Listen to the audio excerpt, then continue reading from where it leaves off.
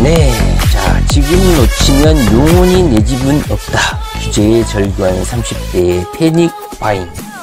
패닉은 공포겠죠. 공황, 뭐 혼란, 뭐 이런 거겠죠. 바잉은 사다, 뭐 이런 뜻이겠고요. 자, 요즘에 좀 부동산 투자를 하거나 공부하시는 분들은 어떤 상황인지는 모르겠습니다. 현재 오늘 보도된 것인데요. 2020년 7월 1일인데 오늘은 뭐 투자 소식보다는 현재 부동산 흐름이라든가 현재 부동산 대한민국의 현황, 이거에 대해서 한번 간단히 스킵을 좀 해보려고 합니다. 뭐 현재 뭐 제가 부동산 영상을 항상 공부를 하면서 초점을 어디에 둘 것인가, 집이 없는 사람을 상대로 할 것인가, 아니면 투기에 목말라하고 계층 이동, 그다음에 재테크, 여기에 목숨 걸면서 자신의 인생을 역전시키려는 사람들을 상대로 할 것인가. 타깃이 항상 혼란스럽습니다. 그러나 제가 명확히 말씀드릴 수 있는 거는 우리 투기 세력들, 투기 어린이들, 재테크를 통해서 인생을 좀 바꿔보고 뭐 그런 분들을 상대로 해야 되기 때문에 계속 투자 정보라든가 부동산 공부 형식으로 현재 진행을 하고 있는 것이죠. 자, 현재 이 기사는요, 대한민국의 부동산 투자 현실을 적나라하게 드러낸 기사라서 한번 볼 필요가 있다고 생각합니다. 제가 무주택자였거나 투자를 하지 않았을 때는 북한과의 전쟁이 좀 고조된다든가 전 세계의 불황, 이런 코로나 이런 게 터지면 안도를 했었어요. 제발 전쟁이라도 나가지고 세상이 좀 뒤집어져 가지고 이런 투기 세력들이라든가 나쁜 놈들 다 그냥 다 거지가 됐으면 좋겠다. 아마 이렇게 생각했던 무주택자분들 또는 현재 투자를 안 하셨던 분들은 아마 생각하시는 분들이 상당히 많았을 거예요. 그러나 그렇게 세상이 호락호락하지 않았죠. 전쟁은 나지 않았고 미국은 물론 트럼프가 자국 중심주의로 해서 대한민국에 많은 도움을 주지는 않고 있고 각자 도생의 길로 빠지고 있지만 국가뿐만 아니라 각자 대한민국 국민도 마찬가지고 각자 도생의 삶을 선택해야 되는 적자생존의 밀림의 세계가 돼버렸죠. 그렇기 때문에 그때 당시에 무주택자 시절에 있을 때의 그런 기대, 염원, 전쟁이라도 터져라 이런 염원은 결국은 실현되지 못했고 갈수록 양극화만 시도가 좀 됐죠. 그래서 무주택자 분들은 뭐 꼭 투자라는 개념을 떠나서 자기가 살 집 하나 정도는 사야 된다. 그런데 여기서 핵심이 있어요. 어차피 사는데 몇 억이 투자되는데 값이 오르지도 않을 아파트를 사는 것보다는 거주도 하면서 아파트 가격이 자연스러운 인플레이션에 맞춰서 상승하는 그런 자산을 선택해야 된다는 어려움이 있죠. 그렇기 때문에 부동산 공부를 해야 되는 것이에요. 물론 나는 월세라든가 전세로 계속 뺑뺑이 돌다가 죽을 때까지 살고 마음 편하게 빚도 안 지고 이런 삶을 살겠다 하시는 분들도 있을 거예요. 그러나 결론적으로 말하면 그분들이 결혼을 하지 않거나 애를 낳지 않거나 그냥 혼자 싱글 라이프를 살면 모를까, 가정을 꾸리거나 할 경우에는 집은 반드시 필요할 수밖에 없다, 이렇게 말씀을 드릴 수가 있습니다. 그렇기 때문에 부동산 공부를 하셔야 된다. 제가 오늘 이 기사를 보게 되냐면 현재 2020년 7월 1일에 대한민국의 부동산 투자, 투기, 주축 세력이 누군가에 대해서 한번 알아볼 필요가 있다고 보기 때문입니다. 현재 이 영상을 보시는 분들은 이미 뭐 다주택자이신 분들도 있고 투기 장모, 투기 어르신 분들도 많을 거예요. 50대, 60대 분. 그리고 또 은퇴하시거나 고만고만한 종잣돈을 가지고 어디 한번 투자를 할 것인지 고민 때문에 공부하려고 하시는 분들도 있을 거예요. 그러나 약간 좀 늦었다, 저는 그렇게 좀 평가를 하고 싶습니다. 예전에는 유튜브라든가 뭐 투자 카페 이런 게 활성화되지 않았기 때문에 어떤 물건을 선택하거나 할 때 부동산에 의존을 하거나 남의 조언을 받거나 이런 사람들이 많았겠지만 지금은 워낙 언론이 개방이 되고 정보가 개방이 되고 이런 투자 모임, 소모임, 카페, 이런 강의, 유튜브 이런 게 너무너무나 잘 돼 있기 때문에 누구든지 정보를 취합해서 투자할 수 있는, 따라서 투자자들이 저연령화가 되고 있습니다. 그것이 바로 이 30대입니다. 30대. 40, 50대, 50대, 60대 같은 경우는 이미 정보의 분석 능력, 데이터 분석 능력도 좀 많이 떨어지죠. 그런데 반해서 이 30대들은 돈이 없었다 뿐이지 돈을 잘 버는 그런 30대를 비롯해서 386 세대 부모님, 50대, 60대 부모님을 둔 자식은 30살이겠죠. 지금 현재. 그렇기 때문에 부모님들의 도움을 받아서 투자에 현재 나서고 있는 것 같고, 대한민국의 부동산 투자의 중심 세력은 30대라는 거, 이것을 명확히 좀 말씀드릴 수가 있겠습니다. 자, 6월 30일까지 렌트원부터 해서 617 부동산 대책의 유예기간이 주어졌고 7월 1일부터 부동산 대책이 본격적으로 시행이 됩니다. 이것은 어제까지의 현재 부동산의 흐름을 이제 분석한 내용입니다. 왜냐하면 7월 1일부터는 여러 가지 규제가 따르죠. 이사를 가게 되면, 아파트를 구입하게 되면 6개월 내에 실입주를 해야 되고, 기존의 아파트를 팔아치우거나 내놔야 된다, 뭐 이런 규제가 따르다 보니까 대출 부분도 엄청난 규제가 따르고 하기 때문에 금융 청구가 대출을 받으려는 사람들이 많았고, 규제를 피해서 부동산을 타려는 사람들로 인산인해를 이뤘다고 합니다. 특히 청약시장은 현재 거의 화랑이라고 합니다. 지금 사지 않으면 영원히 사지 못할 것이라는 그런 두려움 때문인 것 같아요. 패닉에 빠져가지고 바잉을 하고 있다. 이 보면 뭉크죠, 뭉크. 제가 유일하게 하나 화가 이름이네요. 절규, 뭐 비명인가요? 절규인가요? 하여튼, 현재 30대들이 대한민국 부동산의 주축 구입 세력이고, 그리고 대부분의 쩐주들로서 부동산을 구입하고 있는 주요 세력이다. 제가 옛날에 부동산에 투자를 하지 않았을 때는 아까도 말씀드렸듯이 전쟁이라도 좀 났으면 좋겠다, 망했으면 좋겠다, 대한민국이 좀 뒤집어졌으면 좋겠다, 다 쓸어서 공평한 상태에서 새로 시작했으면 좋겠다, 아마 이렇게 생각하는 무주택자들, 불만, 불평 세력들이 많았을 것 같아요. 그러나 다시 말하지만 세상은 바뀌지 않았고, 기득권 세력들, 이미 투자를 해서 부를 일군 사람들의 콘크리트 기반은 그렇게 허술하지 않았다, 이것을 깨닫는 게 차라리 빠른 해결책이 아닌가 싶어요. 그리고 서울에서 태어났느냐, 지방에서 태어났느냐, 이것 자체도 부동산 투자, 그다음에 증여, 상속, 부의 세습, 이런 걸 결정하는 주요 원인이 돼버렸죠. 서울에서 태어났다는 이유만으로 자연적인 자산 가치로 현재 수십억의 자산 상승을 이뤘잖아요. 이런 거 보면은 도대체 어디에서 태어났느냐에 따라서도 이렇게 부의 향방이 결정되지 않나 하는 생각이 듭니다. 현재 이 영상을 보시는 분들은 아마 돈이 없거나 어린이들 수준에서 부의 반열에 진입하고자 노력하시는 분들이라고 생각합니다. 현재 이 내용은 대한민국의 현재 부동산 현황, 그것을 분석한 내용이어서 한번 보려고 하는 거예요. 자, 내년 3월 전세 만기를 앞둔 이종훈 씨가 25평 아파트를 중반에 구입을 했다고 합니다. 7월 2일 전에 구입했다는 것이죠. 양가 부모님의 도움, 신용대출, 주택담보대출 이런 거 다 끌어가지고 연끌을 해가지고 샀다는 거예요. 만약에 7월 이전에 사지 않았으면 6.17 대책에 타겟이 되기 때문에 자신은 6개월 내 전입 의무는 없다, 이거에 안도를 하고 있는 것 같아요. 자, 오늘 2022년 7월 1일부터 전입을 하거나 새로 주택을 매입하시는 분들은 6개월 내 아파트를 팔아야 되는 상황이 된 것이죠.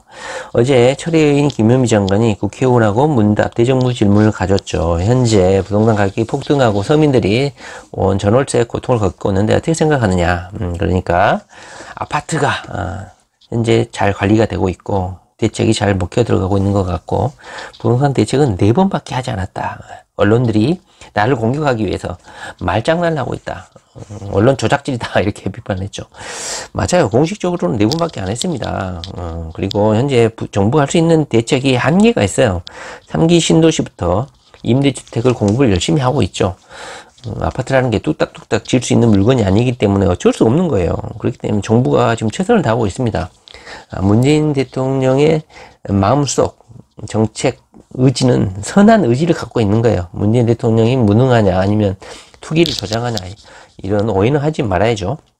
문재인 대통령, 문재인 정부, 김현미 장관, 두 채 있는 사람 팔아라, 이런 주장들을 봤을 때는 뭐 말장난일 수도 있겠지만 그 속내는 대책, 부동산 가격을 잡겠다는 그 선의는 있다는 것이죠. 그런데 부동산 시장이라는 게 마음대로 움직여주지 않는다, 그런 아쉬움이 있는 것이고, 아파트라는 게 뚝딱뚝딱 지을 수 없는 것이라는 걸 한계 때문에 규제 대책을 할 수밖에 없는 것이죠. 차라리 보유세를, 세금을 엄청나게 매겨가지고 다주택자들에게 강제로 내놓게 하는 방향을 좀 했으면 좋은데, 그것은 또 민그적 되고 약간 곁다리만 또 치고 있는 것 같아서 그 부분은 좀 아쉬운 것 같습니다.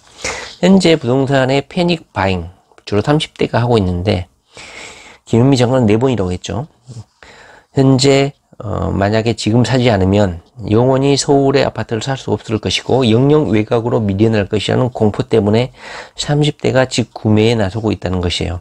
저는 여기서 어떤 걸 느꼈냐면, 오늘은 투자 정보를 공부하려는 건 아니니까 현재 30대들 젊은이들은 수도권 외곽으로 밀려나는 것을 패배자의 삶, 망친 삶 이렇게 생각을 하고 있는 것 같아요.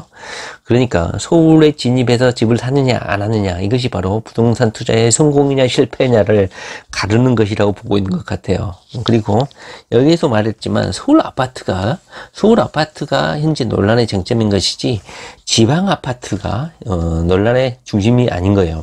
그러니까 30대가 집을 살 때는 지방 아파트가 뭐 직장인이고 거기서 고만고만하게 먹고 살겠다 그러면 상관이 없는데 재테크를 통해서 내가 살 집도 사고 부동산 자산 가격의 상승도 일으킬 것이다 그러면 반드시 수도권에 진입을 해야겠죠. 현재 그래서 이 기사는 서울에 진입하느냐 안 하느냐 30대의 현재 부동산 투자의 쟁점 현재 관심이 어디 있느냐를 단적으로 드러낸 기사라고 할 수 있어요. 2020년 1월 2일부터 5월 30일까지 약 상반기죠. 2020년 상반기의 아파트 구매 건수를 보면 전체 건수 중에 약 31%가 30대가 구입을 했다고 해요. 40대는 27%. 대부분 지금까지는 40대가 아파트를 구입했죠. 자녀를 출산하고 한두 명 생긴 다음에 아파트 뭐 20몇 평, 30몇 평으로 방을 확장하는 추세인데 요즘은 신혼부부도 아닌 30대 싱글들도 아파트 구매 대회에 나서고 있다는 것이죠. 제목에서도 나타냈겠지만 여기 보면은 부동산에 신혼부부가 북적북적을 하고 같은 아파트를 두 쌍의 부부가 동시에 둘러볼 정도로 그러니까 그만큼 매물이 부족하다는 뜻이죠. 내가 이 아파트를 봤는데 다른 부동산에 또 같은 아파트를 봤던 신혼부부를 다시 만났다. 뭐 이런 내용인 것이죠.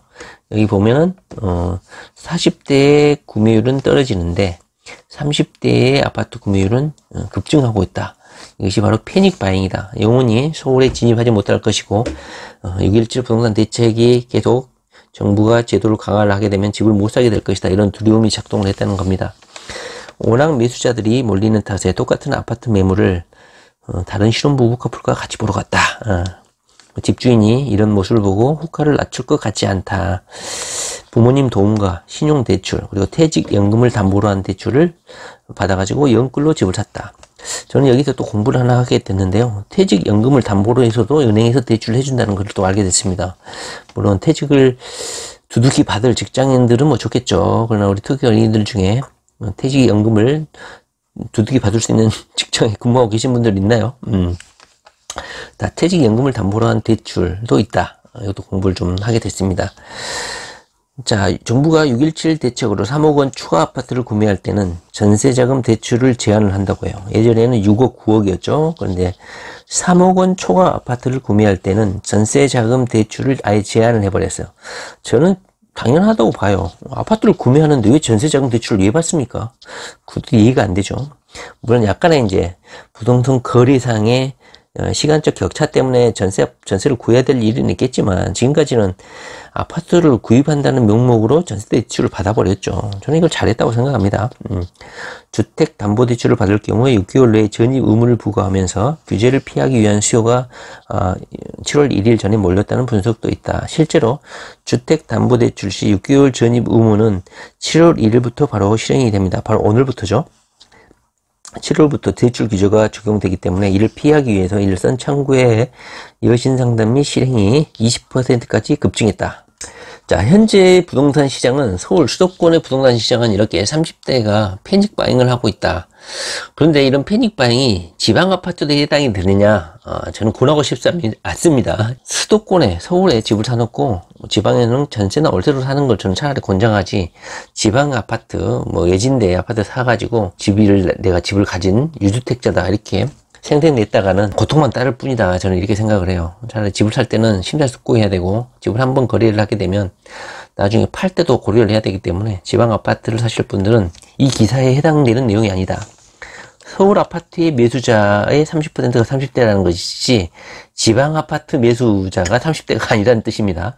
현재 부동산 시장은 6.17 대책 이전에 30대들이 영원히 집을 사지 못할 것 같고 서울에 진입하지 못할 것 같은 두려움 때문에 현재 집중적으로 사들였다. 그리고 저 같은 경우도 예전에 부동산 실거래가가 어떻게 결정이 되는지 상당히 궁금했거든요. 뭐 평균치를 내는 것인지 10건이 거래가 되면 뭐 평균치를 내냐 이렇게 오해한 적도 있었어요.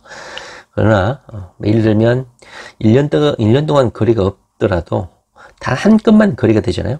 단 한 건만 거래가 되면 그 한 건이 바로 실거래가가 돼버리더라고요. 그래서 아파트 가격이 이게 비정상 거래가 아닌 이상 1억에서 막 5천원의 거래가 되잖아요. 그럼 비정상적 거래라고 봐요. 뭐 친족 간의 거래 이렇게 하면서 2억으로 거래가 되잖아요. 1억이 튀잖아요. 그러면 뭐 친족 간의 거래 이렇게 안 보더라고. 정상적인 거래라고 보면서 실거래가로 국토부의 실거래가에 산정이 되더라 이 말이죠.